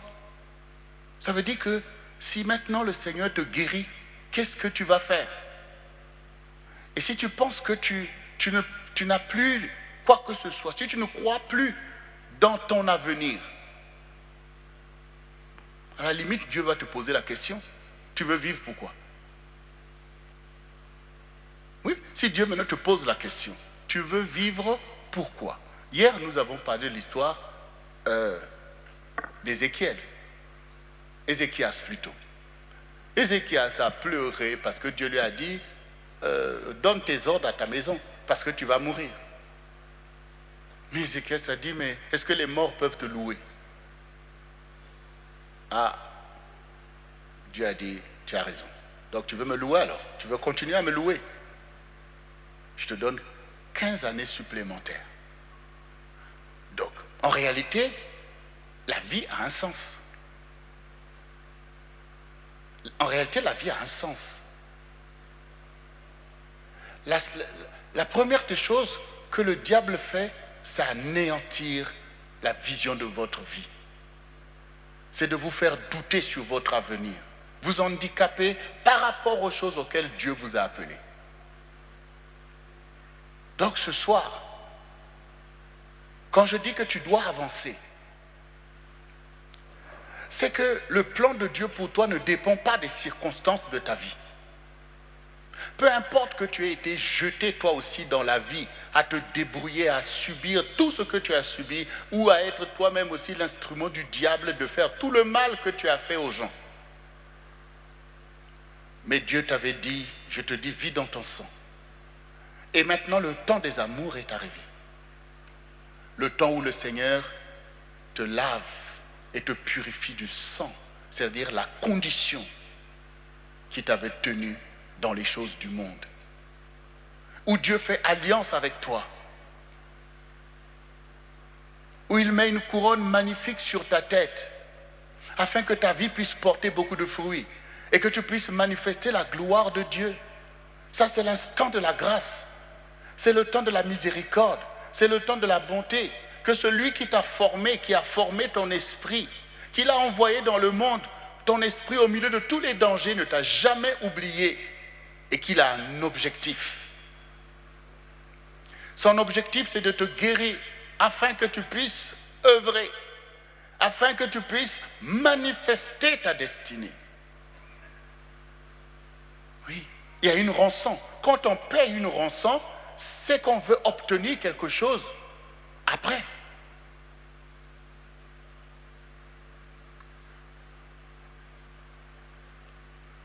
Quand on était adolescent, on était dans une ville où il y avait un cinéma. Ce cinéma-là, c'était des Russes, c'était des professeurs russes qui étaient dans cette ville où on était et ils projetaient des films. Et il y avait des films qui me marquaient parce qu'à l'époque, pendant la Seconde Guerre mondiale, donc quand les Allemands étaient en Russie, qu'ils dominaient sur la Russie pendant une période, donc ils attrapaient en fait les jeunes qui voulaient se révolter et tout ça. Et donc il y avait des pendaisons publiques. Donc on attrapait un groupe, par exemple, de 10 jeunes, et puis on rassemblait tout le peuple pour pouvoir les pendre. Donc on les mettait, chaque jeune était là avec la potence au-dessus. Et puis, il y avait possibilité d'échange. C'est-à-dire que si quelqu'un venait remplacer un des jeunes, donc du coup, le jeune était épargné, et puis la personne qui venait remplacer était pendue. Et donc souvent, c'était des personnes qui étaient plutôt âgées, qui venaient comme ça, et puis prenaient la place. Il y avait parfois des jeunes qui n'avaient personne pour prendre leur place et qui étaient pendus. Et ça me marquait beaucoup.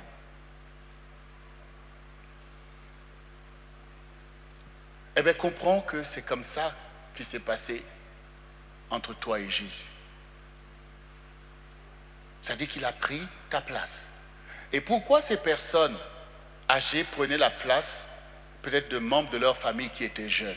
C'est parce que ces personnes se disaient que bon, lui, il peut encore faire quelque chose. C'est-à-dire que lui ne mérite pas là de mourir, parce que sa vie est encore devant. Alors il faut faire quelque chose. Il ne faut pas croire que les personnes qui venaient là, c'est facile ou telle chose. Mais ils arrivaient à la conclusion que non, c'est dommage. C'est dommage qu'un tel jeune puisse mourir sans avoir vécu et manifesté son potentiel. Quand le Seigneur te regarde, et même quel que soit ton âge, quand le Seigneur voit tout ce que tu souffres ou même les choses dans lesquelles l'ennemi te fait tourner en rond, le Seigneur est désolé. Le Seigneur est compatissant. Et quand il sait qu'il a déjà fait l'opération, c'est-à-dire qu'il a déjà payé pour toutes ces choses, et que la seule chose que le Seigneur attend, c'est qu'en fait, tu prennes conscience et que tu deviennes mature, que tu deviennes attentif à ton héritage. C'est pour ça que le Seigneur dit, réveille-toi du milieu des morts, toi qui dors. C'est pour ça que le Seigneur veut le réveil, parce qu'il veut nous sortir de la vallée des ossements. Il faut l'enseignement. Il faut que tu sois attentif parce que tu conduis ta vie. Et pour beaucoup d'entre vous, quand vous avez des rêves, des songes, comme on dit, parfois vous vous voyez conduire une voiture. En fait, le Seigneur veut te montrer, mais quand toi tu veux aller quelque part, tu prends une voiture, tu conduis pour y aller. Pourquoi ne sais-tu pas conduire ta vie? Chaque vitesse compte. La barre de direction est là pour te faire prendre la bonne direction. Eh bien qu'aujourd'hui, le Seigneur te donne maintenant l'intelligence, le zèle et la force d'aller vers ta guérison. Cette guérison est disponible. Elle est véritable. Elle est véritable. Quand vous vous sentez oppressé, quel que soit le nom de la maladie, rentrez dans votre guérison. Exposez cette maladie à l'action de l'Esprit du Seigneur. Renoncez à cette maladie. Prenez autorité sur cette maladie. Brisez le lien quand vous voyez que c'est une maladie qui se reproduit dans la famille. Pourquoi? Parce que l'esprit de mort qui accompagne ces choses veut vous donner une mentalité, une acceptation même de la maladie. Et ça, nous le voyons dans beaucoup de personnes qui acceptent en fait et la maladie et la psychologie de la maladie. Donc le fait accompli. Et quand tu es dans cette attitude, tu as déjà toi-même dit que Dieu ne peut pas te guérir. Parce que tu as limité ta foi. Tu as limité ta foi.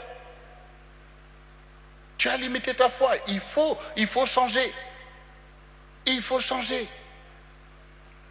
Jésus demandait aux gens, que veux-tu que je te fasse?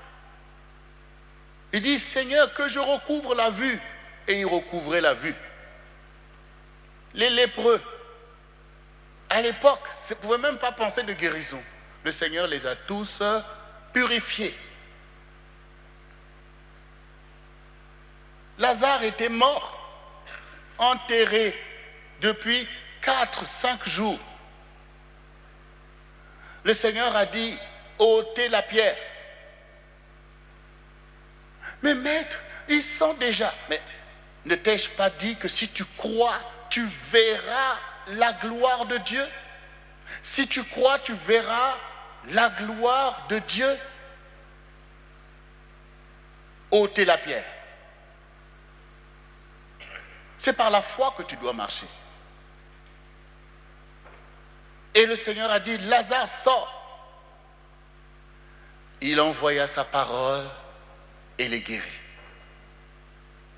S'il est capable de guérir même un mort, est-ce qu'il ne va pas guérir ton corps? Est-ce qu'il ne va pas guérir ton âme? Est-ce qu'il ne va pas guérir ton esprit alors qu'il fait alliance avec toi? Alors qu'il t'appelle à des grandes choses? Alors qu'il cherche des serviteurs et des servantes? Alors qu'il a compassion de cette génération? Alors qu'il veut des gens qui se lèvent pour évangéliser? Il y a un témoignage qui doit t'accompagner, y compris ton propre témoignage. Je ne suis pas en train de vous parler des choses que je n'ai pas expérimentées dans ma propre vie. Des fois, je vois des choses qui veulent prendre place. Mais je sais comment je me tiens pour me dire non, non, non, non, non. Non, j'ai la guérison. J'ai la guérison. J'ai la guérison. Donc, Seigneur, telle chose. Mais est-ce que c'est ça que tu veux? Est-ce que c'est ceci? Tu réalises que non, non, non. Non, c'est une épreuve. Je dois en sortir. Je dois en sortir. Je dois en sortir. Croyez. Croyez. Positionnez-vous. Agissez. Il y a des paroles à déclarer. Il y a un renoncement à faire. Il y a un renoncement à faire. Il y a beaucoup de choses, parfois des maladies que vous voyez que vous-même, que ça c'est vraiment des attaques. Surtout au moment où vous commencez à faire quelque chose d'important, peut-être une percée. Vous voyez maintenant que il y a ceci, j'ai mal ici, c'est maintenant des histoires. Et une fois que c'est passé, et puis comme par hasard, c'est passé. Non, ça c'est des esprits mystères. Ce sont des oppressions. Il faut briser le lien. Parce que Jésus a fait alliance avec toi. Il faut marcher dans la guérison.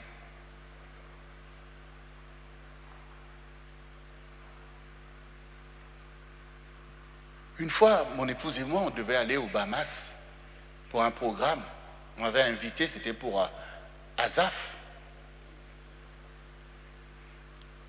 Et puis, je ne savais pas, tout d'un coup, j'avais mal aux pieds. Les tendons sont devenus durs au point même, mais vraiment marcher, c'était une galère. C'était une galère. Donc je ne vais pas commencer maintenant à dire que voilà, c'est une maladie normale qui est venue là. Je dis non, non, non, non, non, non, non.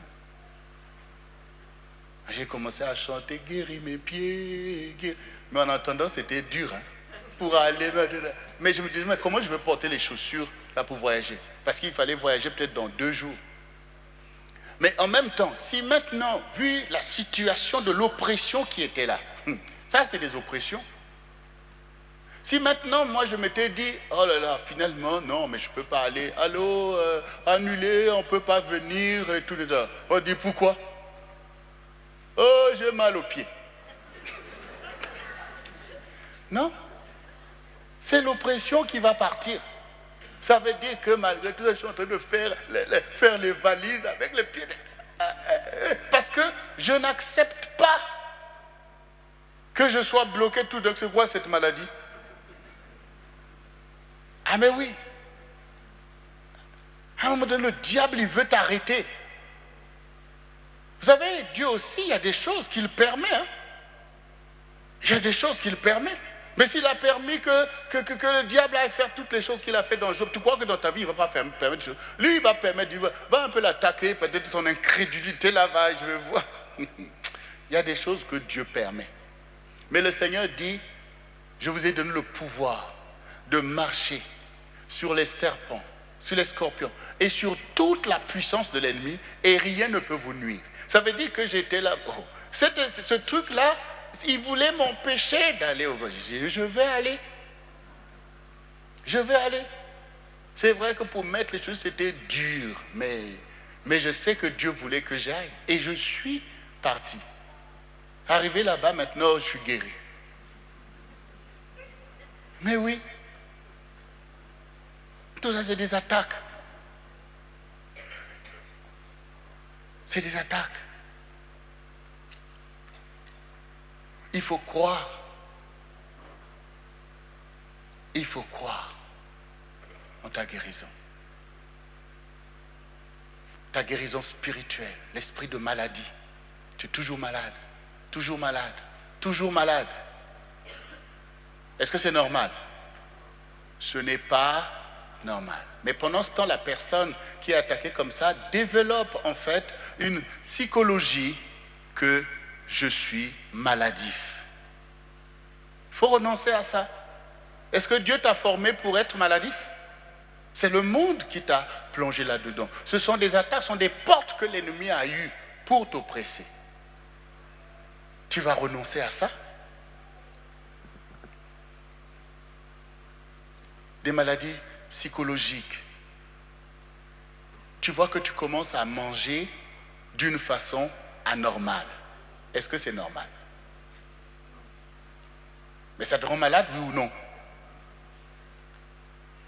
Voilà le genre de maladie auquel tu n'as pas conscience que Jésus doit te délivrer. Il doit te guérir. Parce que c'est une oppression. C'est une oppression. Et tu te sens mal. Tu dois être guéri de ça. Ça bloque ta vie. Oui. Tu es peut-être une sœur, quand même ton futur mari te voit, il sent qu'il y a quelque chose qui ne va pas. Il faut que tu sois guéri. Il faut que tu sois guéri. Non seulement que tu as besoin de gérer ta vie, mais tu es là pour gérer demain la vie de toute ta maison, quoi. Donc il faut que tu sois guéri. On appelle ça, c'est une oppression alimentaire. Mais en même temps, il y a des esprits derrière ça qui t'oppressent pour te tenir en captivité. Alors, par rapport à l'oppression alimentaire, il y a des oppressions qui souvent en fait deviennent, enfin qui sont très présentes. Comme par exemple des personnes qui tout d'un coup commencent à manger beaucoup de glaçons. D'abord les glaçons d'abord. Tu vois, tu aimes bien, tu prends les glaçons, tu commences à brouter. C'est pas normal.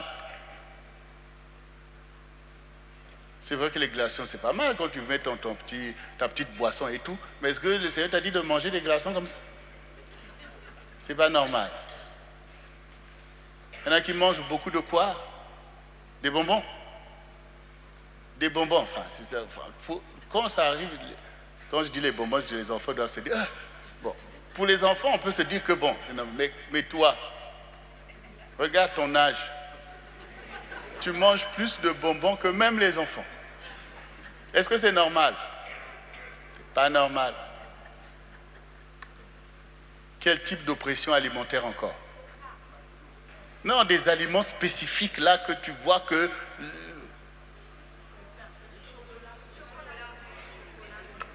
Le chocolat, quand ça devient excessif, il faut briser toute espèce de joug. C'est-à-dire que c'est par le...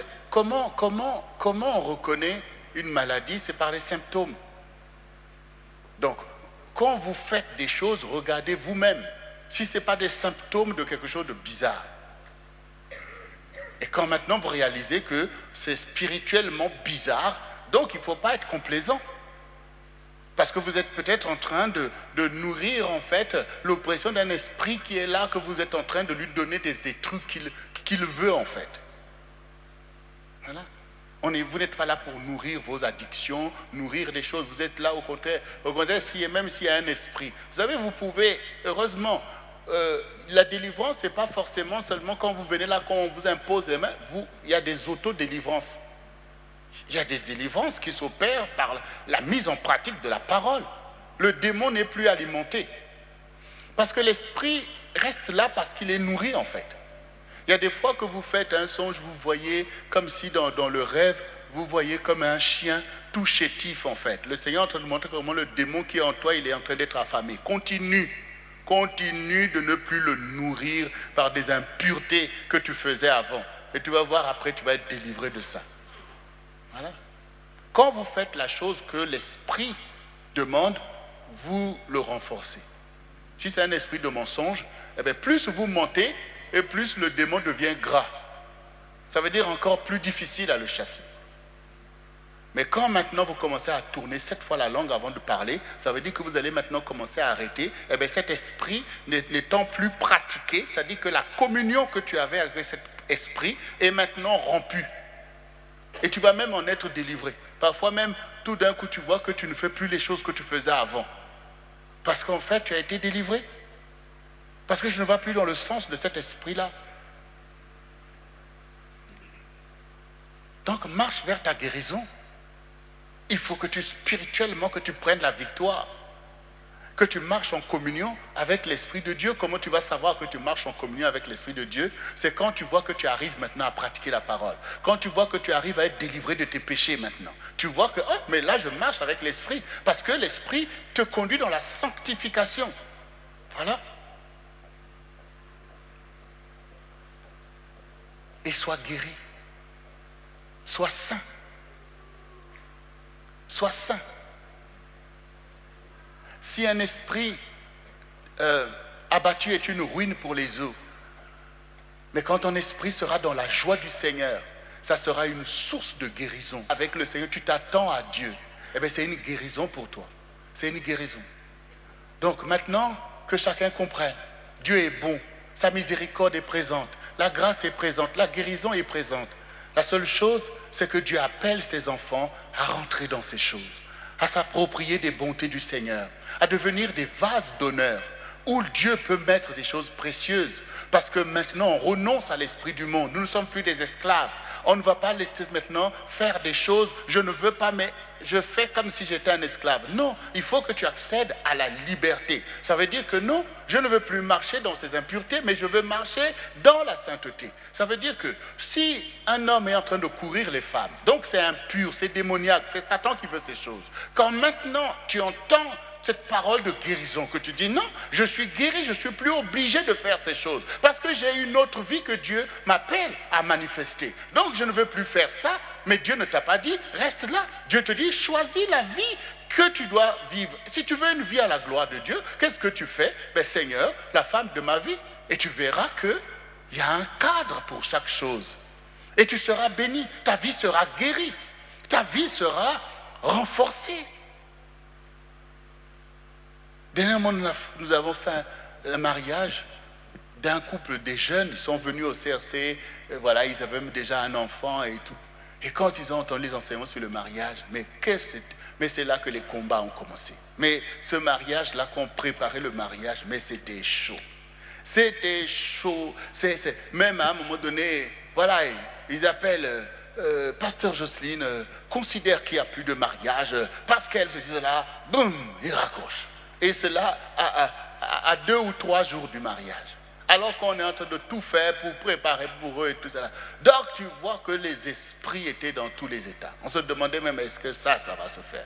Comme quoi, pour le copinage, pour les impuretés, il n'y a pas de problème. Parce que le diable est là, tous les démons sont là en train de t'encourager. Mais pour rentrer dans les choses saintes, et vous êtes là, vous avez un enfant, ça fait des années que vous êtes là maintenant pour rentrer, il réalise tous les combats. Tous les combats parce que tout le royaume du diable était dans tous les états. On se disait mais qu'est-ce qui va se passer? Donc on priait, ça va aller, on encourageait tout ça. Donc vous vous dites même que mais ceux-là quand ils vont se marier, peut-être le jour même du mariage, tout ça, mais le lendemain, ça va recommencer. Et hein? Depuis qu'ils sont mariés, oh là là là là là là. C'est Tchécoco, voilà.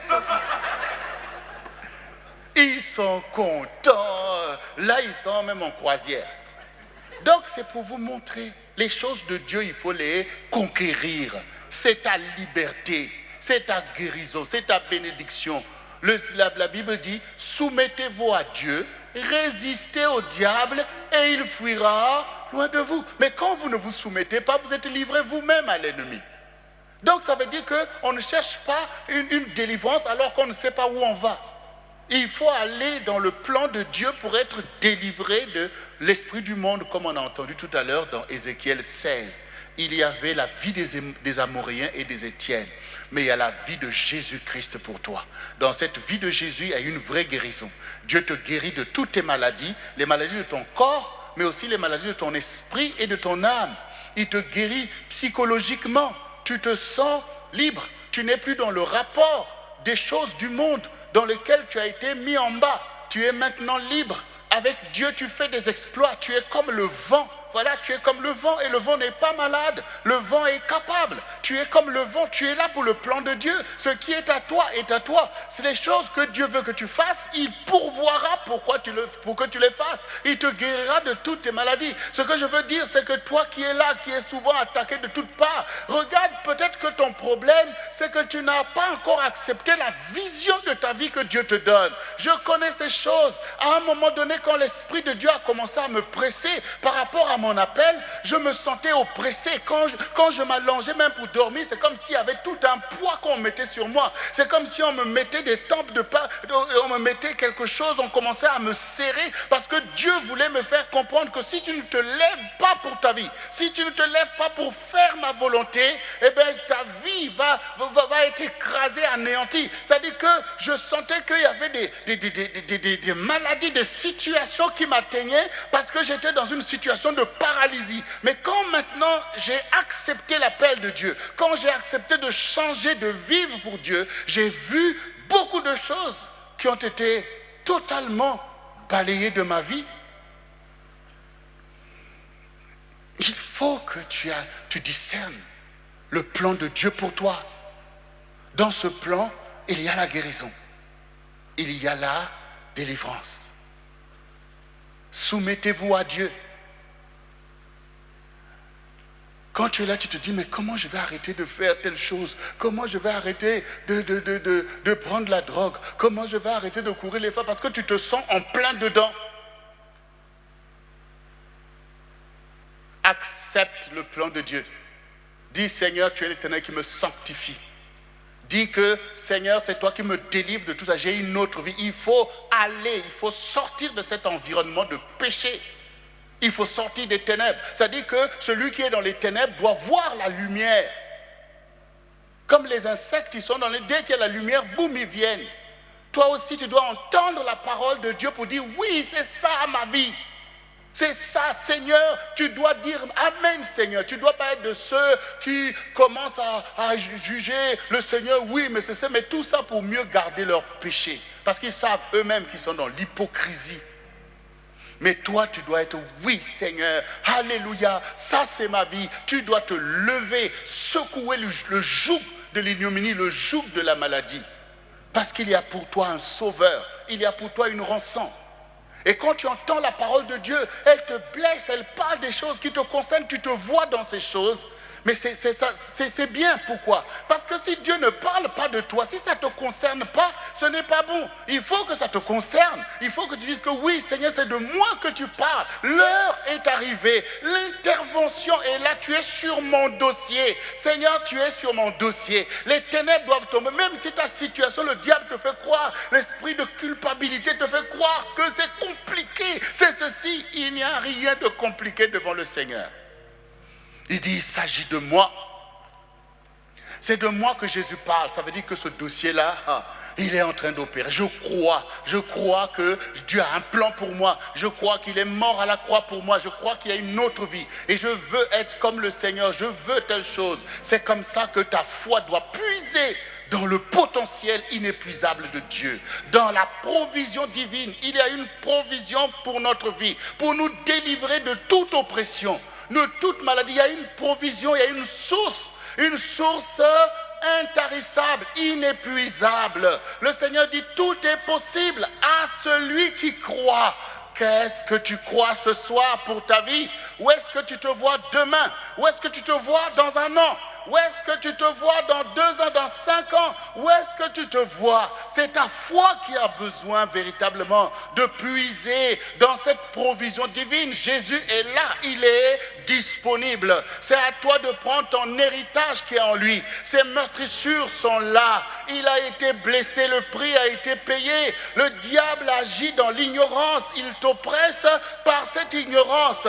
Mais réveille-toi du milieu des morts, toi qui dors. Lève-toi pour ta destinée et du zèle pour ta vie. Dieu n'a pas formé un plan pour que tu puisses être anéanti, mais pour que tu vives, que tu le glorifies, que ta maison vive, que tu bâtisses ta maison, que tu aies un héritage. Il faut se lever de cette façon-là. Il faut que tu prennes autorité sur la maladie. Il faut que tu prennes autorité sur ta maladie spirituelle. Il faut que tu prennes autorité sur le péché, parce que le péché c'est l'aiguillon de la mort. Mais la parole du Seigneur anéantit le péché.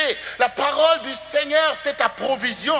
La parole du Seigneur c'est ta guérison. La parole du Seigneur c'est la lampe pour aller vers ta destinée. La parole du Seigneur te guérit. Ce n'est pas en vain que le Seigneur a disposé ce soir son Église pour t'envoyer une parole d'espoir. Cette parole doit causer l'espoir au milieu de toi pour dire: ah, merci, le Seigneur ne me rejette pas, il ne me condamne pas, mais il est venu me délivrer des choses qui me dépassent, des choses auxquelles j'ai été plongé depuis ma prime jeunesse, des choses qui sont des montagnes. Mais ce soir, le Seigneur te dit, et tu le dis avec lui: qui es-tu, grande montagne? Tu seras aplani. Tu seras aplani. Quel que soit le nom de cette maladie est sous tes pieds. Maintenant même que tu crois que tu es là pour aller de l'avant, pour servir le Seigneur, pour bâtir ta vie. Maintenant que tu crois que le temps est venu pour ta transformation et ton accroissement. Maintenant que tu crois que tu ne penses plus selon la maladie, mais tu penses selon la grâce. Maintenant que tu penses selon la parole. Maintenant tu penses selon le sacrifice qui a été consenti à la croix de Golgotha. Jésus n'a pas souffert en vain pour ma vie. Je ne veux pas annuler le sacrifice. Je ne veux pas annuler l'amour de Dieu. Mais la bonté de Dieu se renouvelle pour moi. Je ne suis pas de ceux qui périssent dans l'ignominie. Je ne suis pas de ceux qui meurent loin de la grâce. Mais je suis de ceux qui reconnaissent que Jésus-Christ est tout pour moi. Il est ma solution. Il est ma provision. Oui, Jésus est ma guérison. Il a été blessé pour que je sois guéri. Il a déposé sa vie pour que moi j'ai la vie éternelle et la vie en abondance. Crois seulement et laisse la vie prendre place en toi. Laisse la vie maintenant se régénérer en toi. C'est l'année de ta transformation. Ce n'est pas une transformation bizarre, mais c'est une transformation à la gloire du Seigneur. À partir de maintenant, tu es plus que vainqueur parce que tu crois dans cette parole. Il y a pour toi une provision. Il y a pour toi une solution. Il y a pour toi une intervention. Quel que soit le nom de la maladie et le temps que cette maladie a fait, peut-être dans ta famille, peut-être dans ta vie, mais aujourd'hui, il y a un temps nouveau. Il y a l'irruption de la grâce de Dieu au milieu de la détresse. Jésus ouvre une porte pour le salut et la grâce de ta vie, parce qu'il règne, parce qu'il est vivant pour toi, parce qu'il t'aime et parce qu'il a un plan pour toi. Il a un plan pour toi. Tu es attendu. Beaucoup de malades t'attendent. C'est pourquoi toi, tu vas faire alliance avec la guérison maintenant même. Et ton témoignage deviendra une source de guérison pour les autres. Tu es là pour être un représentant de ceux qui soupirent après la grâce. Parce que toi, tu le connais. Parce que toi, tu sais. Parce que maintenant, ton esprit se lève au-dessus de toi. Il faut que ton esprit se lève maintenant même. Et que ton âme se détourne des ténèbres pour espérer dans la gloire du Seigneur. Tu dois être de ceux qui disent: Jésus, viens Seigneur. Glorifie ton nom dans ma vie. Que cette maladie ne soit pas à la mort, mais qu'elle soit pour la gloire du Seigneur. Afin que dans ma génération, on connaisse qu'il y a un seul Dieu qui sauve. Son nom, c'est Jésus-Christ de Nazareth.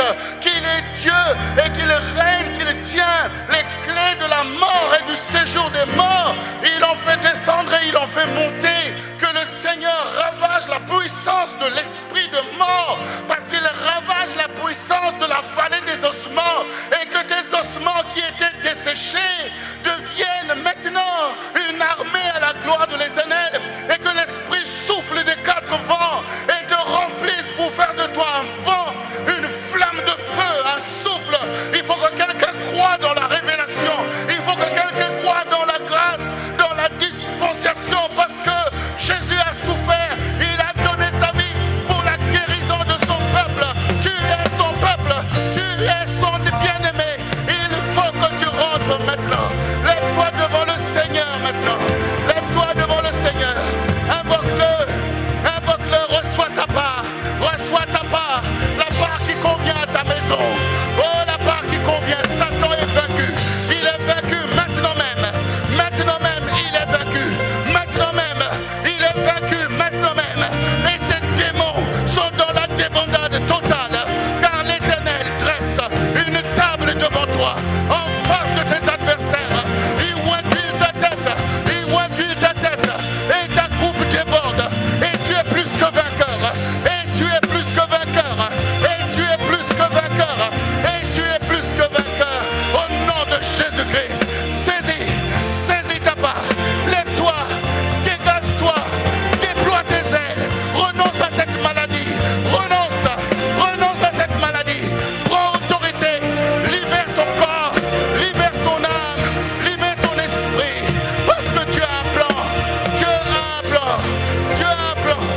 Invoque-le dans ce lieu. Invoque le Seigneur. Prie. Rentre. Il y a une porte au milieu de la détresse. Il y a une porte de grâce. Il y a une porte de guérison. Une guérison puissante est dans ce lieu. Une guérison puissante. Il y a une onction. Maintenant même. Car l'Éternel ouvre une porte au milieu de la détresse. Son nom c'est Jésus. Il n'a pas changé. Celui qui était, qui est et qui vient. Celui qui est là, qui se tient pour ta vie. Ta vie a du prix. Ta vie a du prix pour le Seigneur. Ta vie a du prix. Tes ennemis sont nombreux, mais Jésus les a vaincus. Tes maladies étaient nombreuses, mais Jésus les a vaincus. À toi la grâce, à toi la bonté, à toi la miséricorde, à toi la louange, à toi le témoignage. L'heure est venue pour toi de servir le Seigneur dans le feu du réveil, dans le feu du réveil, dans le feu du réveil, dans le feu du réveil. Libère ta foi. Il n'y a pas de limite à l'expression, à la puissance de ta foi. Tout est possible à celui qui croit. Est-ce que tu crois dans ta guérison ce soir? Est-ce que tu crois que Dieu peut te guérir? Qu'il peut guérir ta maison, qu'il peut guérir ta famille, qu'il peut guérir le CRC? Est-ce que tu le crois ce soir? Est-ce que tu le crois ce soir? Oh, est-ce que tu le crois ce soir? Oh, lève tes mains vers le Seigneur. Lève tes mains vers le Seigneur. Si tu crois en lui ce soir, lève tes mains vers le Seigneur. L'heure est précieuse. L'heure est précieuse. L'heure est grave en cet instant. Car Dieu veut un peuple. Dieu veut un peuple, une génération qui croit en lui. Dieu veut te sortir de la vallée des religieux. La vallée des ossements. Dieu veut te délivrer. Dieu veut te délivrer. Si tu confesses que l'Éternel est vivant, si tu confesses que l'Éternel a vaincu le monde, si tu confesses que l'Éternel a donné sa vie pour que tu sois guéri, alors cette maladie elle est maintenant sous tes pieds. Cette maladie est sous tes pieds maintenant même. Cette maladie est maintenant même sous tes pieds. Je le déclare et je l'ordonne maintenant même. Au nom de Jésus-Christ de Nazareth. Esprit mystère, vous ne pouvez pas tenir maintenant même. Vous êtes obligé de lâcher les corps dans ce lieu.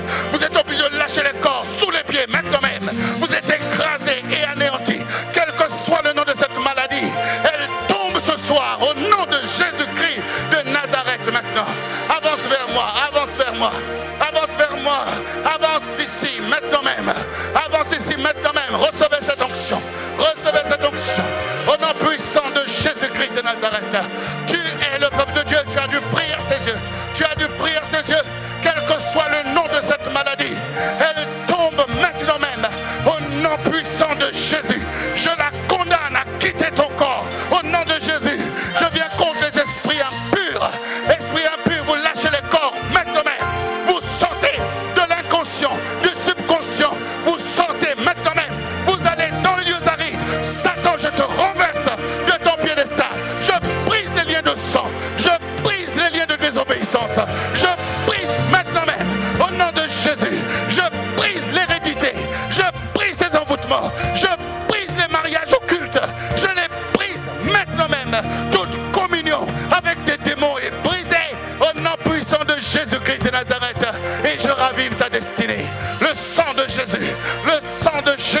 Christ, les meurtrissures de Christ, la croix de Golgotha, la croix de Golgotha, elle est manifestée en ta faveur. Satan est renversé, il est balayé comme la boue des rues. Tes maladies sont dispersées, tes maladies sont dispersées, car il envoya sa parole et il te guérit, il te guérit, il a envoyé sa parole, il a envoyé sa parole. Tout a changé maintenant même. C'est quoi votre morceau? Tout a changé, tout a changé. J'ai changé, j'ai changé, j'ai changé.